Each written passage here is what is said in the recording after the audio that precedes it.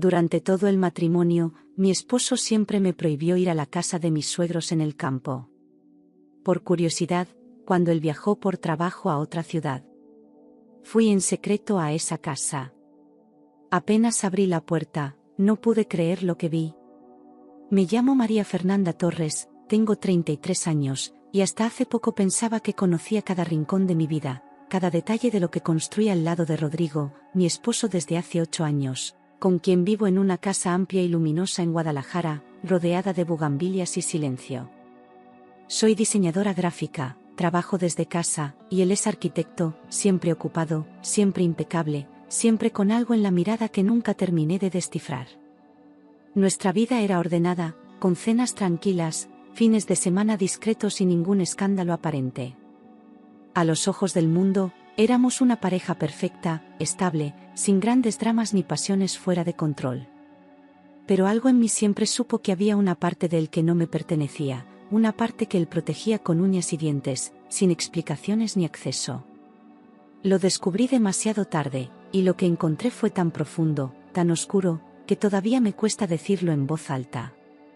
Llevamos 8 años de casados, y aunque siempre pensé que lo conocía bien, me equivoqué. Rodrigo era atento, puntual, meticuloso con todo, incluso con sus silencios. Nunca levantó la voz ni cruzó una palabra fuera de lugar, pero detrás de esa calma perfecta, había algo contenido, como si todo estuviera cuidadosamente calculado para no revelar lo que realmente sentía. Había días en que lo sorprendía mirando por la ventana, perdido, como si sus pensamientos estuvieran a kilómetros de distancia, y al preguntarle en qué pensaba, siempre respondía con evasivas. Yo, enamorada, justificaba sus ausencias emocionales creyendo que eran cosas del estrés o del pasado, sin imaginar que ese pasado seguía vivo, respirando muy cerca de nosotros. Fue esa ceguera disfrazada de amor lo que me impidió ver que estaba casada con un extraño. Desde el primer día de matrimonio, Rodrigo me pidió una sola cosa: nunca vayas a la casa de mis padres en el campo. Lo dijo sin levantar la voz, mientras deshacíamos las maletas de la luna de miel, como si fuera un simple acuerdo entre nosotros. Su tono no fue amenazante, pero había algo en sus ojos que me hizo sentir que no debía preguntar más. Lo tomé como una excentricidad, una rareza de familia, y decidí no darle importancia. Pero esa frase quedó marcada en mi memoria, como una advertencia silenciosa. Dijo que era un lugar lleno de recuerdos dolorosos y que prefería mantenerlo cerrado. Me explicó que ahí había vivido su infancia, pero que todo lo que sucedió en ese sitio le causaba tristeza, angustia, incluso pesadillas. Usó palabras vagas, como si no quisiera dar detalles, y yo respeté ese límite sin cuestionarlo. Pensé que hablaría del tema cuando estuviera listo, pero ese momento nunca llegó. Con el tiempo, aprendí a no mencionarlo. Nunca entendí esa regla, pero por amor y respeto, acepté. En una relación, uno elige sus batallas, y yo decidí que esa no valía la pena. Había tantas otras cosas que compartíamos, tantos momentos bonitos, que no quise mancharlos con una discusión innecesaria. Preferí guardar mis dudas, hacérmela fuerte, sonreír y seguir adelante. No sabía que al callar, estaba contribuyendo a una mentira mucho más grande. Cada vez que mencionaba la casa, su expresión cambiaba, se ponía serio, evasivo. Podía estar riendo segundos antes, pero al escuchar «casa del campo», su rostro se endurecía. Cambiaba de tema de inmediato, como si no quisiera darme ni un segundo de acceso a ese recuerdo. Nunca lo había visto así con nada más. Había algo en ese lugar que lo desestabilizaba profundamente. Decía que su infancia allí había sido difícil, y no quería volver a ese sitio. Nunca usó palabras como trauma o abuso, pero su tono sugería algo oscuro, algo que dolía demasiado para ser compartido. Me hablaba de su padre como un hombre severo, de su madre como alguien silenciosa, distante. Pintaba un retrato frío, vacío, como si no hubiera afecto en ese hogar. Y yo, ingenua, pensé que tal vez simplemente quería dejar eso atrás. Pasaron los años, y aunque seguía sin conocer a mis suegros, nunca quise insistir demasiado. Cada vez que preguntaba por ellos, me decía que estaban lejos, enfermos, o que no querían visitas. Con el tiempo, dejé de preguntar.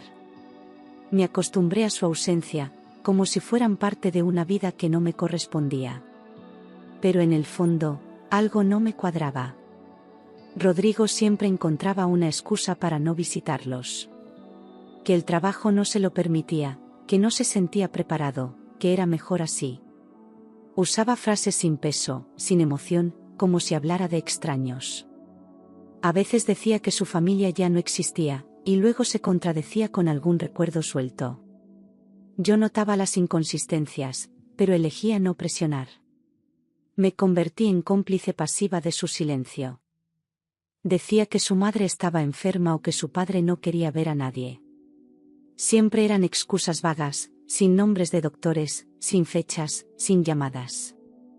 Una parte de mí comenzó a sospechar, pero me decía a mí misma que no era mi lugar.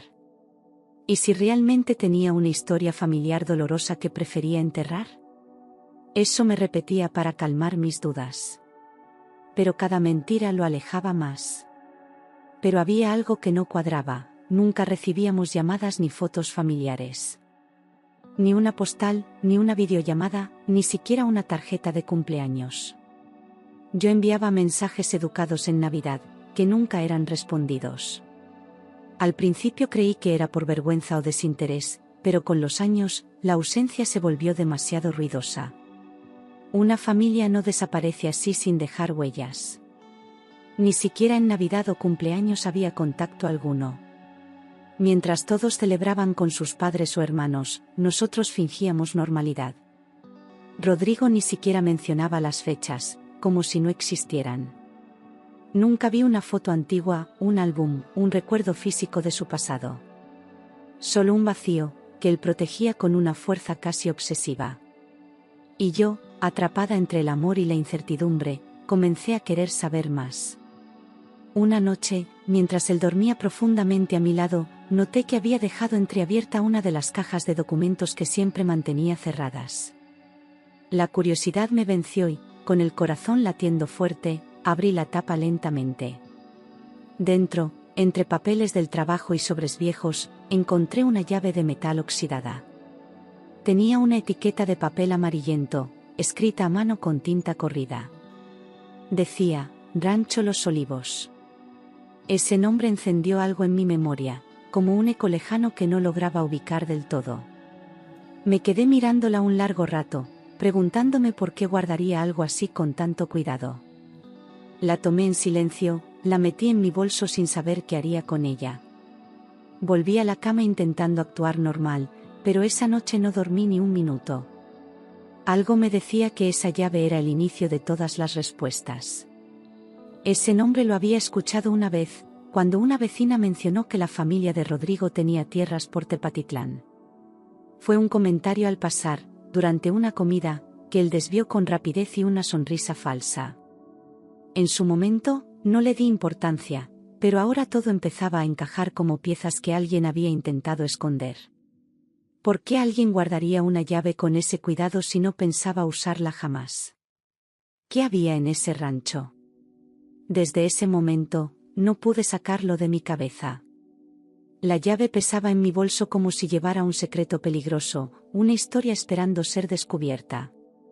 Empecé a buscar discretamente en internet cualquier referencia a Los Olivos en la zona de Tepatitlán. Encontré muy poco, registros viejos, una dirección a medias, y un par de rumores en foros antiguos. Pero era suficiente para darme un punto de partida, y una decisión. Quería entender por qué mi esposo ocultaba tanto ese lugar.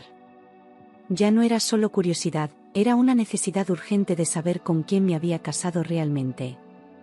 No podía seguir ignorando las señales, las evasivas, las mentiras envueltas en promesas. Si había algo allá, yo lo iba a encontrar. Y si no había nada, al menos tendría paz. Cuando Rodrigo me dijo que viajaría a Monterrey por trabajo durante 3 días, sentí que era mi oportunidad. Fingí naturalidad, le deseé suerte, incluso le preparé la maleta como siempre. Pero por dentro, ya tenía todo planeado, el momento, la ruta, y lo que debía buscar. Esperé a que saliera, vi su coche desaparecer por la calle, y supe que no había vuelta atrás. Era ahora o nunca. Le deseé buen viaje, esperé a que saliera, y preparé mi plan. Tomé mi bolso, la llave, cargué el celular con batería extra y metí una libreta donde anotaría todo lo que encontrara. Me aseguré de dejar la casa cerrada, de apagar las luces, de no dejar rastros. En mi pecho había miedo, pero también una fuerza que nunca había sentido. Iba directo hacia lo desconocido, pero ya no podía detenerme. Metí la llave en mi bolso, tomé mi coche y conduje rumbo al campo. El camino era largo, solitario, con curvas entre cerros secos y postes de luz viejos. El cielo estaba nublado y el aire se sentía pesado, como si la tierra supiera lo que estaba por pasar. Mi mente repasaba cada escena, cada palabra de Rodrigo, buscando señales que no quise ver. El silencio del camino me dio tiempo para asumir que quizás mi vida estaba por cambiar para siempre. El camino era largo, rodeado de pasto seco y cercas oxidadas. Pasé por pueblos pequeños, algunas casas abandonadas y una gasolinera antigua donde pregunté por el rancho. Un hombre mayor me miró fijo, como si reconociera algo, y solo dijo: si va a Los Olivos, tenga cuidado. Esa advertencia me hizo apretar el volante con más fuerza. Ya no había forma de volver atrás. Después de casi 2 horas, encontré un letrero de madera: Los Olivos. Estaba medio caído, cubierto de maleza, como si nadie lo hubiera tocado en años. Me bajé del coche con el corazón golpeándome las costillas, avancé entre los arbustos y llegué hasta un portón viejo. Tenía un candado grande y oxidado, pero al insertar la llave, encajó perfectamente. Y ese clic, tan simple, cambió todo. La entrada estaba cubierta de maleza, como si nadie hubiera estado allí en años. Caminé despacio, apartando ramas secas, sintiendo como el polvo del abandono se pegaba a mi piel. Todo a mi alrededor era silencio, un silencio espeso que se sentía en los huesos. No había rastro de vida, ni sonidos de animales, ni señales de movimiento. Solo esa quietud incómoda que anuncia que algo no está bien. El portón tenía un candado, pero la llave encajó perfectamente. Al girarla, escuché un crujido metálico que rompió el silencio como un disparo. Empujé con fuerza, y la puerta se abrió lentamente, revelando un camino de tierra cubierto de hojas muertas. Frente a mí, el rancho se alzaba como un fantasma del pasado, ventanas rotas, pintura descascarada, y una soledad que dolía. Respiré hondo, y entré. Apenas abrí la puerta, sentí un silencio tan pesado que me erizó la piel. Era como si la casa contuviera el aire, como si lo que habitó allí aún estuviera presente, mirando desde las sombras. Cada paso resonaba en el piso de madera, seco y hueco. La humedad impregnaba las paredes, mezclada con un olor extraño, antiguo, que me revolvía el estómago. Algo me decía que no estaba sola. Había un olor a humedad, pero también a algo familiar. No podía explicarlo, pero había un rastro leve, casi imperceptible, de algo que conocía. Me acerqué a una repisa y pasé los dedos por el polvo, como buscando una pista que me diera sentido a esa sensación. Vi papeles rotos, velas consumidas, una muñeca vieja tirada en el suelo. Era como si alguien se hubiera ido, sin despedirse. Entré al pasillo principal y vi cuadros cubiertos con trapos viejos. La tela estaba manchada por los años, pero algunas siluetas se notaban bajo la luz tenue. Con manos temblorosas, levanté uno de los trapos, y ahí estaba. Una foto grande, enmarcada, polvorienta pero visible. Y lo que vi me hizo retroceder de golpe. Quité uno, y casi se me detuvo el corazón, una foto de Rodrigo, con otra mujer y 2 niños pequeños. Él sonreía, abrazándolos con fuerza, con una felicidad que nunca le había visto conmigo. La mujer tenía el cabello oscuro, ojos tristes y una mano sobre el hombro de uno de los niños. No eran primos, no eran amigos, era una familia. Una familia completa que nunca mencionó. En el marco decía: Nuestra familia, 2013. Esa fecha se me clavó en la mente como un cuchillo. Era un año antes de conocer a Rodrigo, antes de que él apareciera en mi vida con su sonrisa encantadora y su pasado sin detalles. ¿Por qué nunca habló de ellos? ¿Dónde estaban? Sentí que el piso bajo mis pies se volvía inestable. Todo lo que creía saber se deshacía ante mis ojos. Mi mente no podía procesarlo. Esa fecha era un año antes de conocerlo. Me senté en una silla cubierta de polvo, intentando respirar, intentando calmar el temblor en mis manos. ¿Había estado casado antes? ¿Por qué lo ocultó? ¿Y los niños? ¿Vivían? ¿Murieron? Una mezcla de rabia y miedo me invadía, y solo podía pensar en una cosa: seguir buscando. Seguí explorando, buscando respuestas. Abrí puertas viejas, cajones desvencijados, armarios cubiertos de telarañas, todo con la esperanza de encontrar algo que explicara esa imagen. Cada rincón parecía detenido en el tiempo, como si nadie hubiera querido tocar nada desde hacía años. La casa estaba llena de pequeños detalles, dibujos, cartas, objetos infantiles abandonados. Era como si esa familia hubiera desaparecido, de un día para otro. En un cajón encontré recibos médicos y un certificado de nacimiento con el apellido Hernández Torres. Lo saqué con cuidado, tratando de que no se deshiciera entre mis dedos. Era oficial, con sellos y firmas, y el nombre de Rodrigo como padre. Mi respiración se volvió más pesada. Ya no eran sospechas, era la verdad, impresa en papel, confirmando que había vivido una vida paralela antes de mí. Era el apellido de Rodrigo, pero no el mío. Eso significaba que esos niños eran legalmente reconocidos como sus hijos, parte de una historia familiar que él había enterrado sin dejar rastros. Sentí una mezcla de traición, miedo y vergüenza por no haberlo visto antes. ¿Qué clase de hombre oculta algo así? Cerré los ojos por un segundo, como si eso pudiera borrar lo que acababa de descubrir. Había 2 nombres de niños, Luis y Camila Hernández Torres. Las fechas de nacimiento indicaban que ahora tendrían cerca de 15 y 13 años. Eran reales, no un error, no una coincidencia. Rodrigo tenía hijos. Hijos que nunca mencionó, hijos que parecían haber sido borrados de su vida como si nunca hubieran existido. Me temblaban las manos al sostener esos documentos. Todo coincidía. Rodrigo tenía una familia antes de mí. Una familia que desapareció sin explicación, que fue borrada de sus palabras, de sus recuerdos, de su historia. ¿Cómo pudo construir una vida conmigo mientras ocultaba otra completa? ¿Dónde estaban esos niños ahora? Sentí que todo lo que había vivido con él era una mentira bien ensayada. Pero, ¿por qué nunca me lo dijo? ¿Fue por miedo, por vergüenza, por culpa?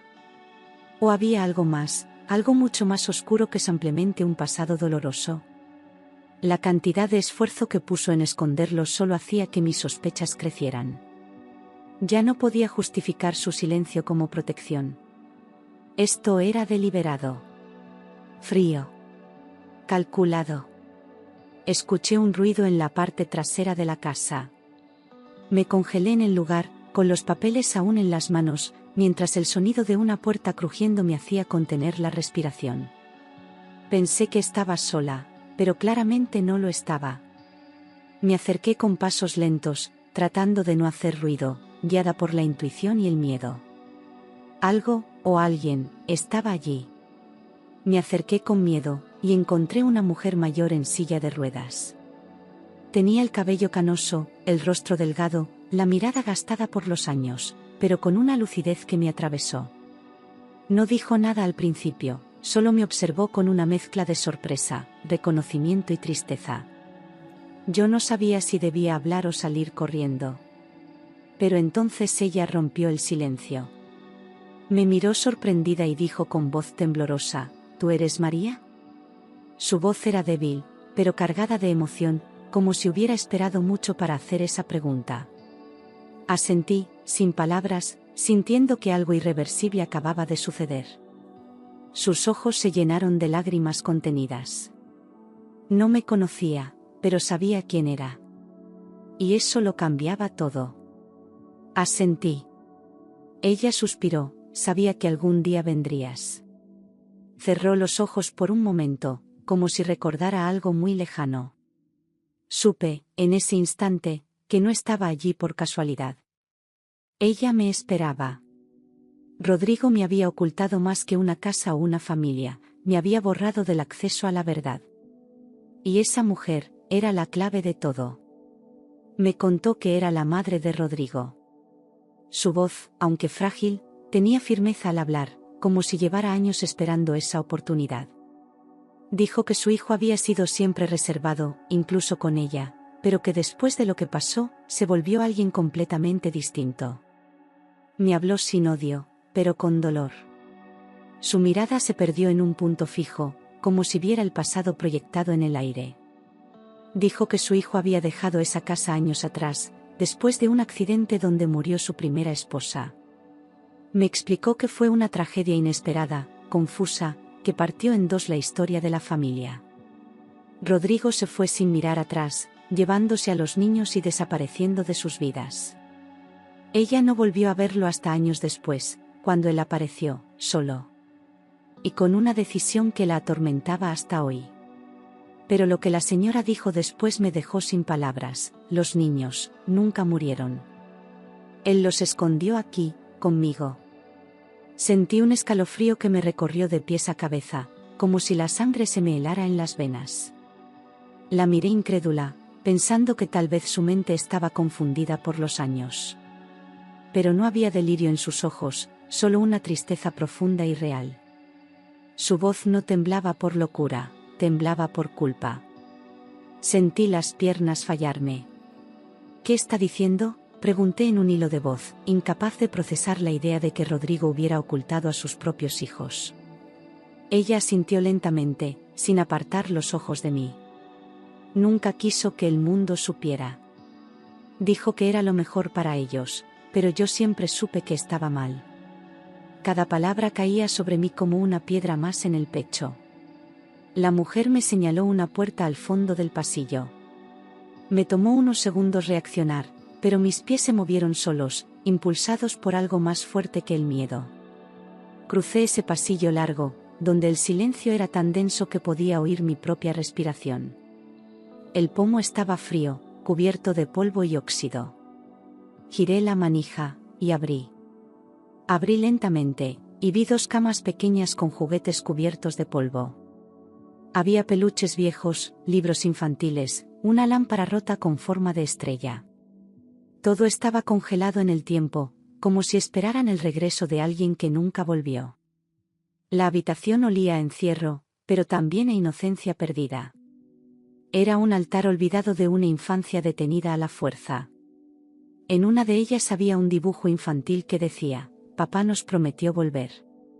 Eran letras torcidas, hechas con crayones de colores, con corazones y caritas sonrientes. Me llevé una mano a la boca para contener un sollozo.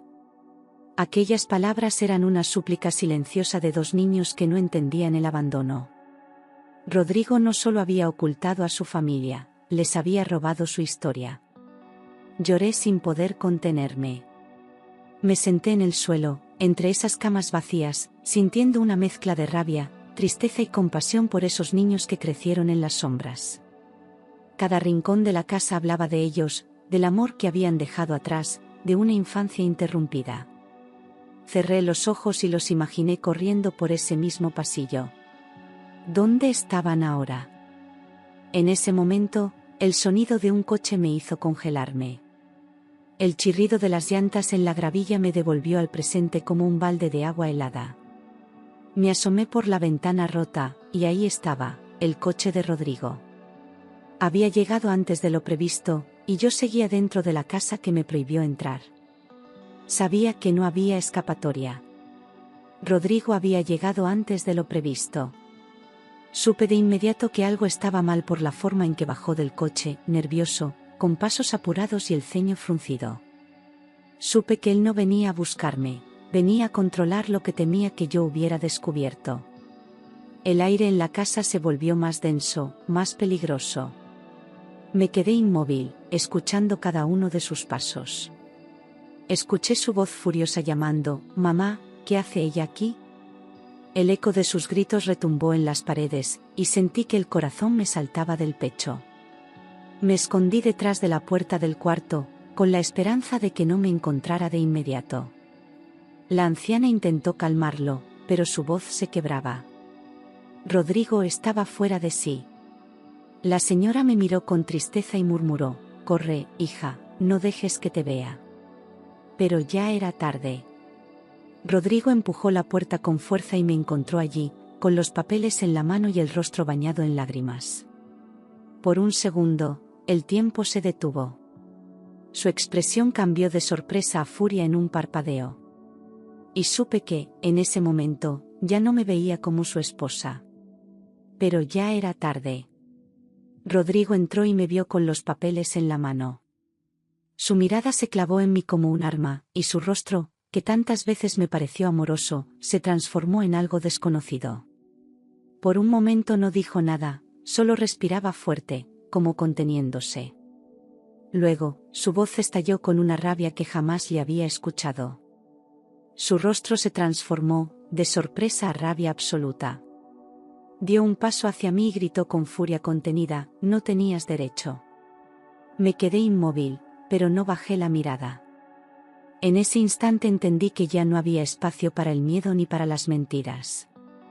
Él no era el hombre que yo creía. Era otro completamente distinto. «No tenías derecho», gritó. «No sabes nada». Lo dijo como si él fuera la víctima, como si su pasado fuera intocable y yo una intrusa en su mundo oculto. Quise responderle, pero mi voz no salía. Él avanzaba, y cada paso suyo retumbaba como un golpe en mi estómago. Sentí que el peligro era real, como si finalmente mostrara lo que tanto había escondido. Le respondí temblando: «Solo quiero la verdad». Y lo decía en serio, ya no quería pelear, solo entender por qué me había mentido tanto.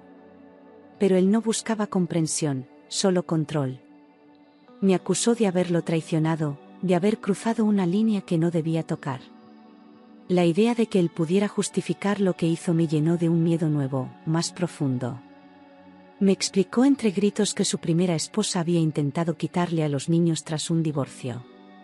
Dijo que ella había iniciado una batalla legal, que lo acusó injustamente, que intentó llevárselos lejos.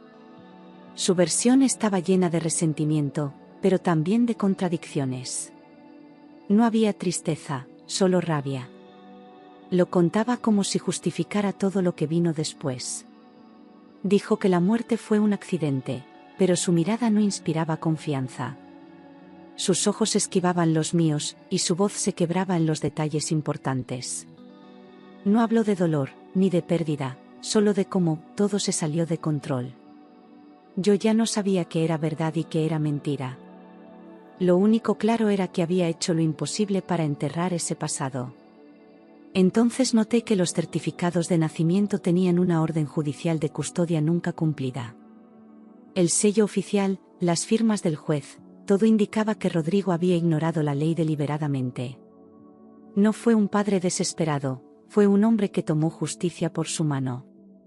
Me miró como si esperara que lo entendiera, pero yo solo sentía horror.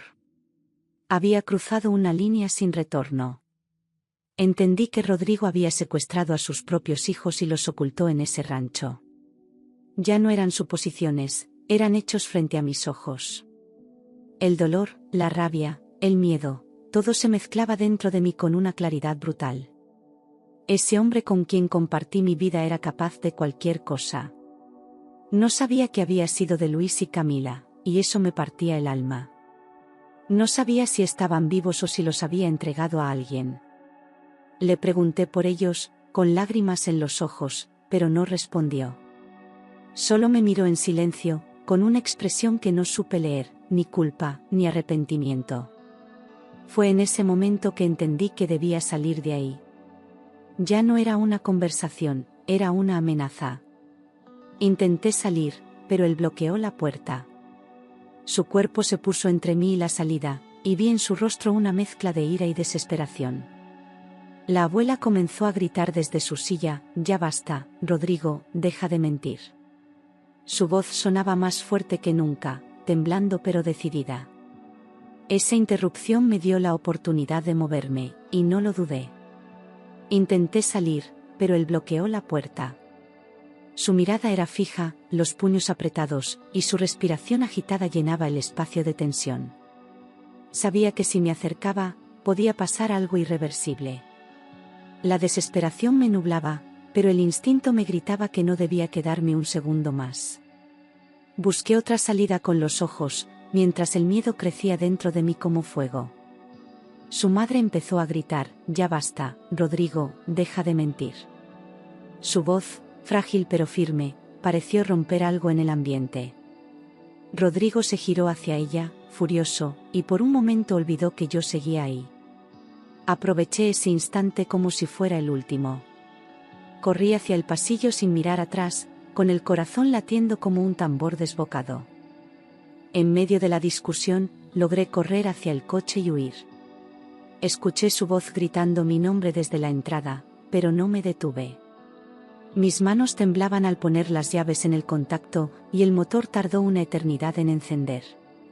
Cuando finalmente arranqué, sentí el alma volver al cuerpo. Dejé atrás el rancho, la casa, y a un hombre que ya no reconocía. Al día siguiente, fui a la policía con los documentos y conté todo.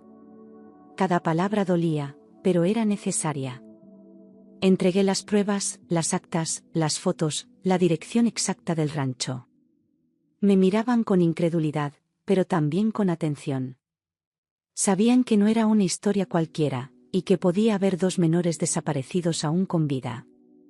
Encontraron pruebas suficientes para abrir una investigación. Rodrigo fue detenido días después. Intentó negar todo, pero los papeles hablaban más fuerte que sus excusas.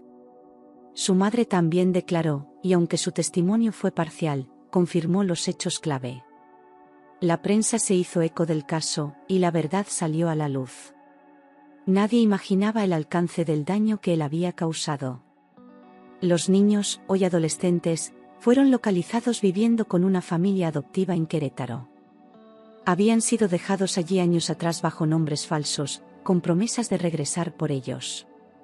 Estaban a salvo, aunque marcados por el abandono y el silencio. Cuando les hablaron de mí, no entendieron quién era. Y aún así, aceptaron verme. Aunque no eran míos, los visito cada año, porque sé que fueron víctimas del mismo engaño que casi destruyó mi vida. Luis es reservado, serio, protector con su hermana. Camila, más abierta, me abraza como si buscara algo perdido en mí. No intento reemplazar a nadie, solo estar ahí. A veces hablamos de libros, de música, de lo que vendrá. Y otras veces, simplemente nos quedamos en silencio, acompañándonos. Rodrigo fue condenado por secuestro y falsificación de documentos, entre otros cargos. Su rostro, alguna vez tan familiar, ahora aparece en recortes de prensa como el de un hombre doble. No fui al juicio final, no necesitaba verlo para cerrar la historia. El castigo legal no borraría el daño, pero al menos había justicia. Y eso me permitió respirar de nuevo. A veces, cuando despierto en la madrugada, vuelvo a ver el rancho en mis sueños, las camas vacías, los juguetes cubiertos de polvo, el dibujo con la promesa rota. Pero ya no me paraliza. He aprendido a vivir con las cicatrices, a entender que el amor no debe nublar la verdad. Hoy miro hacia adelante, sin miedo, con la certeza de que elegí no ser cómplice del silencio. Me llamo María Fernanda Torres. Tengo 33 años. Sobreviví a una mentira construida con precisión, envuelta en cariño falso y silencios peligrosos. Perdí a un esposo, pero encontré una verdad que merecía ser contada. Y aunque no tuve hijos, aprendí que a veces el amor más grande es el que nace después de la tormenta. La vida después de la verdad no fue fácil. Hubo días en que no podía salir de la cama, en que todo me pesaba, en que me preguntaba cómo pude vivir tantos años junto a alguien sin conocer su verdadero rostro. La culpa me arañaba por dentro, aunque sabía que yo también fui víctima.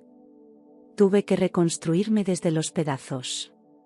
Y entender que no hay vergüenza en haber amado a alguien que no merecía ese amor. Volví a mi trabajo poco a poco, retomando proyectos sencillos, encontrando consuelo en las cosas cotidianas. Mis clientes me recibieron con calidez, aunque algunos miraban con lástima. Yo sonreía sin decir nada. Solo necesitaba tiempo. Tiempo para que el nombre de Rodrigo dejara de sonar como una herida abierta en mi cabeza. Mis padres, que nunca estuvieron del todo convencidos de mi matrimonio, me abrazaron con fuerza cuando supieron la verdad. Nunca dijeron, te lo advertimos. Solo estuvieron ahí. Mi madre cocinó para mí como cuando era niña, y mi padre revisaba las cerraduras cada noche. Por un tiempo volví a dormir en mi antiguo cuarto, donde los sueños eran menos oscuros. Con el paso de los meses, entendí que no quería reconstruir mi vida desde el miedo. Quería hacerlo desde la valentía. Empecé a asistir a grupos de apoyo para mujeres que habían pasado por relaciones con mentiras profundas. Escuchar otras voces me ayudó a recuperar la mía. No era la única. Y no estaba rota. Luis y Camila, poco a poco, se convirtieron en parte de mi nueva historia. Nos escribimos cartas al principio, luego videollamadas, y finalmente nos reencontramos en persona.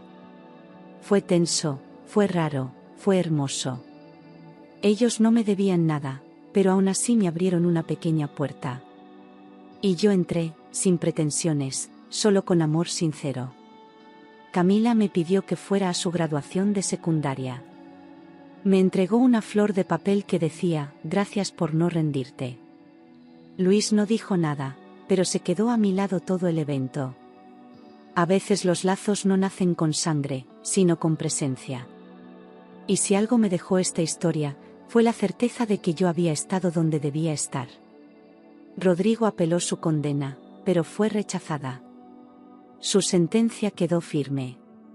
Pasará muchos años lejos de todo, de todos, incluso de sí mismo.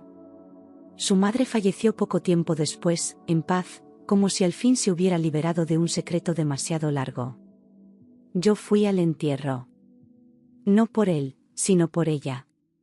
Porque, a su manera, me salvó. Vendí la casa en Guadalajara.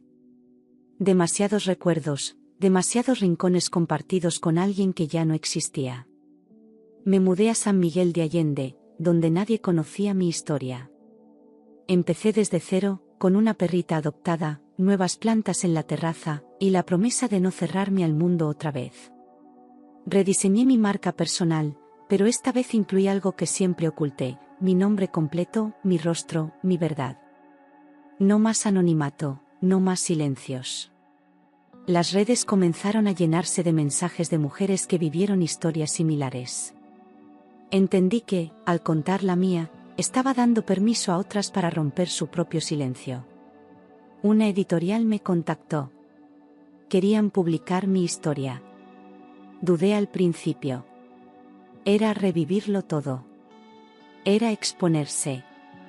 Pero luego pensé en Camila, en Luis, en todas las mujeres que cargan secretos que no eligieron. Dije que sí. Escribí cada página con el corazón latiendo fuerte, con lágrimas algunas veces, pero también con esperanza. El libro se llamó La casa de los que no existen.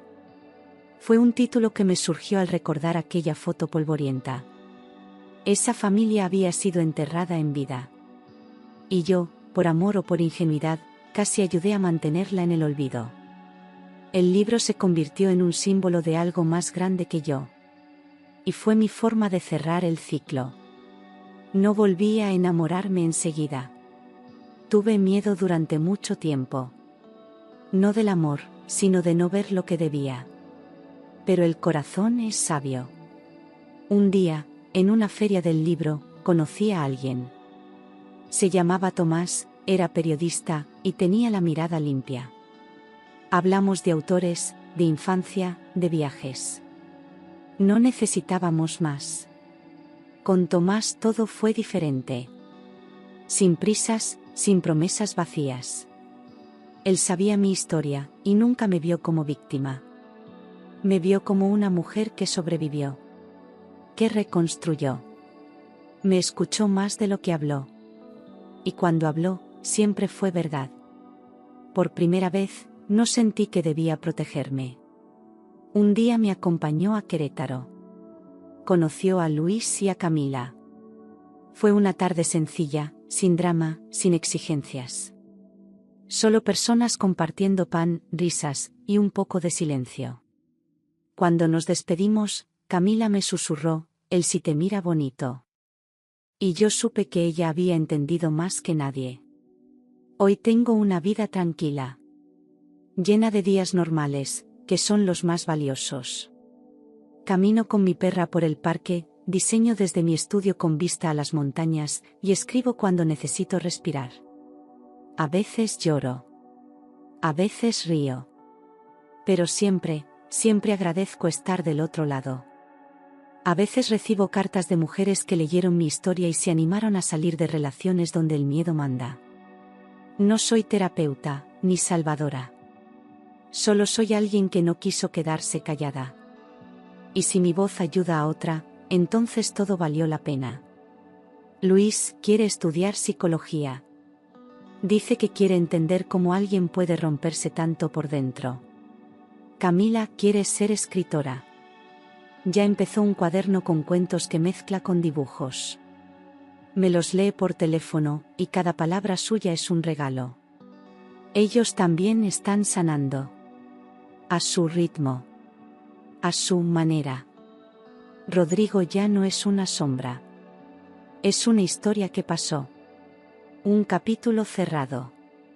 No le deseo mal, pero tampoco le perdono. Aprendí que hay cosas que no se borran con el tiempo, pero sí se superan con verdad. Y que la justicia no siempre sana, pero al menos pone un límite al daño. El rancho Los Olivos fue vendido por orden judicial. Hoy es un terreno vacío, con pasto nuevo y árboles jóvenes plantados por los nuevos dueños. Pasé por ahí una vez, sin bajar del coche. Solo miré desde lejos. Y sentí paz. Porque ese lugar ya no tenía poder sobre mí. No me arrepiento de haber abierto esa puerta. Me costó todo, pero me devolvió a mí misma. Si me hubiera quedado callada, seguiría atrapada en una mentira. A veces, para vivir de verdad, hay que romperlo todo primero. Y yo lo rompí. Con miedo. Pero también con coraje. Esta historia no tiene un final perfecto. Porque la vida real no se cierra con música suave y besos al atardecer. Pero tiene un final justo. Con verdad. Con libertad. Con nuevos comienzos. Y eso, al final, es todo lo que necesitaba. Me llamo María Fernanda Torres. Y esta vez, mi historia la escribí yo.